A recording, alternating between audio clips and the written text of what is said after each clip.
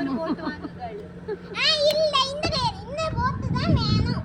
இந்த போட்டு எல்லாரும் வண்டி வேணும். அந்த குட்டி குட்டி சின்ன கார் வேணும். என்னமோ ஒரே ஐடியா ஓட்டு ஓட்ட போறாங்க. அப்ப நீ படிச்சில்லையா? நீ படிச்சில்லையா? அப்ப டிரைவரா போட்டு கடல் தொழிலுக்கா போற? ஆனா பணம் எல்லாம் மிச்சம். அப்ப உங்க அம்மா என்ன படிச்ச வச்சாங்க? அம்மா பைசா இல்லைன்னு சொன்னா பொய் சொல்றாங்க. அக்கவுண்ட்ல இருக்கு.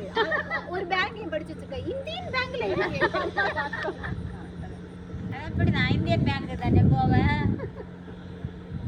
நீங்க இருக்கதே இந்தியனா? உங்க வீட்டுல நிறைய காசு இருக்கா? இல்லையா? அது எங்க இருக்கு? என்கிட்ட உண்டியல்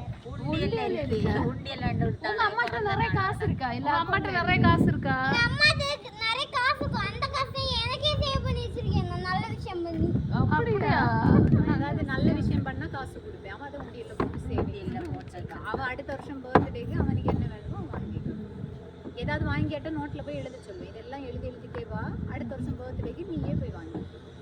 அப்ப அவன் என்னட்ட குறும்பு காட்ட மாட்டான். எனக்கு பைசா கொடுத்தான்னா அப்படியா? ஃப்ரீயா தரேன்னு சொன்னீங்களே, வந்து சுவிட்ச் ஆன் பண்ணி விடுங்க. அவங்க சொல்லவே இல்லையே ஃப்ரீயா தருவாங்க. அது ஓகே ஏதோ மோட்டர் சுவிட்ச் நீ வந்து ஸ்கூலுக்கு போயிட்டு எப்ப லீவு கிடைக்கும்? இப்போ லீவ் ஒரு மாசம் லீவ். உங்க அப்பாட்ட 1.5 லட்சம் ரூபாய் பேங்க்ல போட சொல்லு. இனி 20 டேஸ் இருக்கு. அப்ப உங்க அப்பாட்ட சொல்லி 1.5 லாக் பேங்க்ல போட்டு பெரியப்பாக்கு எடுத்து தர சொல்லி நம்ம போட்டு அவங்க வரைக்கும் ஒரு மாசம் ஆயிடும். மாறது ஒரு மாசம் அக்கவுண்ட்ல போடலாம்ல பேங்க்ல அனுப்ப சொல்றாங்க. அக்கவுண்ட் பேங்க் இதுக்கு தாங்க ஃபோன் பையிலே பண்ணிடலாம். அதான் ஃபோன் பையில பண்ண சொல்லு. அப்படி பண்ணு. ஃபோன் பையில பண்ண சொல்லு.